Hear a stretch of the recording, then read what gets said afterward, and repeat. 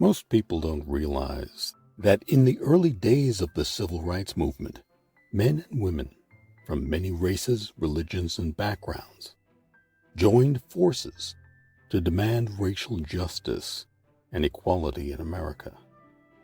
Black, white, brown, and Asian activists, Christian clergy, Jewish leaders, and members of many other faith communities all played a vital role in shaping the movement's success.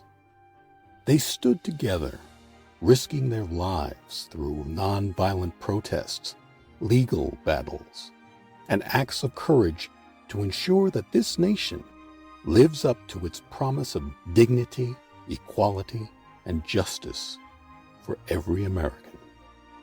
Yet, many of these brave contributors remain unknown or overlooked in the history books. This episode of African American History is American History shines a light on one such unsung hero of the civil rights movement, June Shagaloff Alexander, a woman whose dedication and courage helped move a nation toward justice.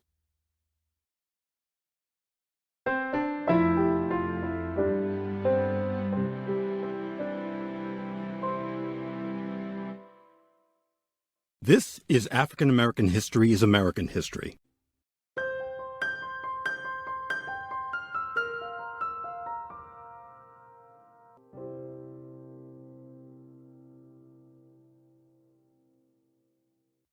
Close your eyes for a moment. Now, picture a little girl growing up on Long Island in the 1930s. Her parents, Jewish immigrants from Russia, ran a small pharmacy. Summers were spent on the sand of Jones Beach, her father's drugstore always within reach of the family's life. That little girl's name was June Shagaloff. She had dark features, a complexion that sometimes caused strangers to assume she was African American, and because of that, she experienced firsthand the sting of racial discrimination. These were experiences that would stay with her and shape the course of her life.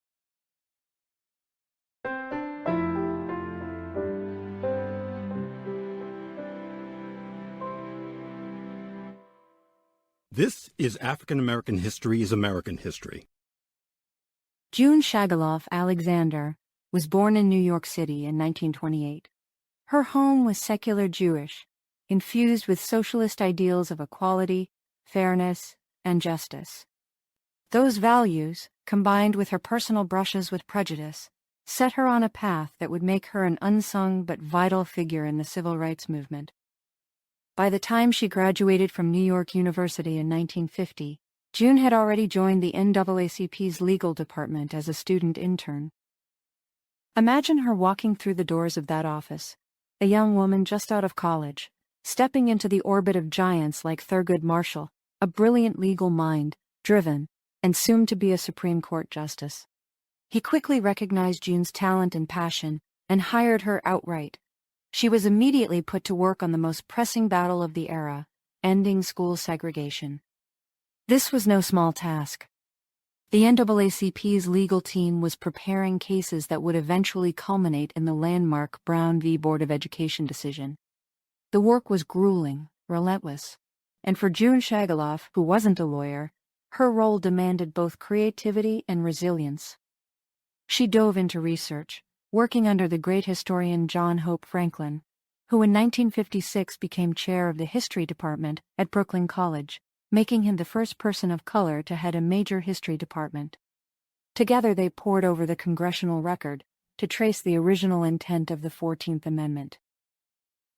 She also partnered with psychologists Kenneth and Mamie Clark, whose famous doll tests revealed the deep psychological harm of segregation on Black children. But June wasn't content to stay behind a desk. She asked Thurgood Marshall to send her into the field, and there she showed a knack for uncovering the truth in ways others could not. In Cairo, Illinois, she was arrested while helping challenge segregated schools. The charge? Conspiring to, quote, endanger the health and life of certain children, end quote. This was an absurd charge, of course, but also a dangerous one. Marshall himself had to rush to Cairo to negotiate her release.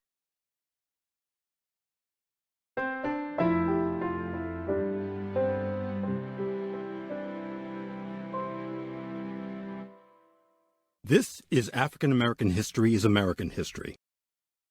June Shagaloff often used her ambiguous appearance as a tool in the fight for justice. At times, she posed as a white parent to tour white schools. Then, she would slip into the role of a black parent to see what was offered at the black schools. The contrast was undeniable. She exposed firsthand the glaring inequities of separate but equal. Her work, quiet, persistent, and fiercely determined, helped build the foundation of the NAACP's victory in Brown v. Board of Education in 1954. A decision that didn't just strike down legal segregation in schools, it cracked open the wall of Jim Crow America. But June's story didn't stop with Brown. In 1961, she became the first education director of the national NAACP, under then Executive Secretary Roy Wilkins. This was uncharted territory for June. Her job was to take the fight for desegregation beyond the South, into the North and the West. From Boston to San Francisco, she organized communities, mobilized parents, and challenged school systems that clung to racial divides. In New York City, she helped lead massive boycotts against the school board for dragging its feet on integration. She wasn't afraid to call out injustice, no matter where it lived, and in her work, she built powerful relationships. She counted James Baldwin, the novelist and essayist, as a close friend. Through Baldwin, she found herself in extraordinary company, intellectuals, artists, and activists pressing America to confront its conscience. One night in May 1963, she sat in a small New York apartment as Attorney General Robert F. Kennedy sparred with Harry Belafonte, Lorraine Hansberry, Kenneth Clark, and Baldwin himself. Kennedy thought the movement was moving too fast. The activists demanded he act faster. The clash was fiery. Hansberry even stormed out in anger. But that night is remembered as something of a turning point for Kennedy, a moment when he began to shift, ever so slightly, toward becoming a true ally of civil rights. And June Shagaloff was there, watching history unfold.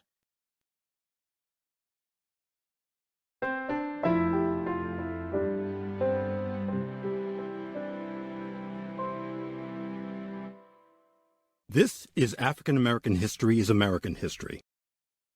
She married Michael Alexander in 1970 and stepped back from her NAACP role. Together, they moved to Israel, where she taught English, and in 1978 helped found Peace Now, an Israeli liberal advocacy organization with the aim of promoting a two-state solution to the Israeli-Palestinian conflict. When they returned to New York in 1983, she continued her activism locally, from PTAs to NAACP chapters. But following the death of her husband in 1992, June returned to Israel once more, making Tel Aviv her home in her later years. On March 29, 2022, she passed away at the age of 93. In the years before her death, her contributions began to be recognized more widely. Sherilyn Ifill, President Emerita of the NAACP Legal Defense and Education Fund, summed it up best. Most people don't know the name June Shagaloff, but she was essential to the work, and she demonstrates how powerful and important organizing was. That is the measure of her life, not the fame, but the impact. Because here's the truth. The fight for civil rights was not the work of one race or one people alone. It was a coalition. Yes, African Americans bore the brunt of Jim Crow and led the struggle with unimaginable courage. But people of many races and religions stood beside them. June Shagaloff Alexander's life reminds us that African American history is, in fact, American history. It belongs to all of us. It challenges us, teaches us, and calls us to a higher vision of justice. So when we remember the giants, Thurgood Marshall, Martin Luther King Jr., James Baldwin, we should also remember the quieter heroes, like June. The ones who researched, organized, mobilized, and put their very bodies on the line so that American children, black, white, and brown, could sit together in the same classrooms, learning side by side. That's the story of June Shagaloff Alexander. That's the story of America.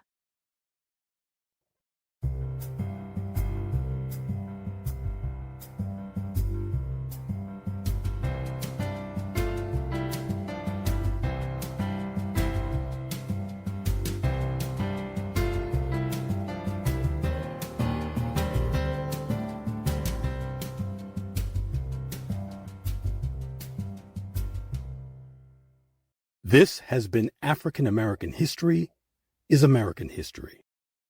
I'm Harlan Kearsley, and on behalf of everyone involved with African American History is American History, thank you for listening.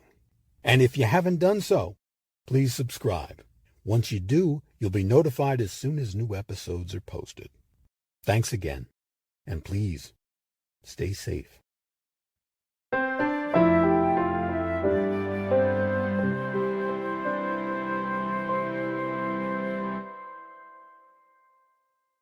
African American History is American History. Copyright H.C. Kearsley, 2025.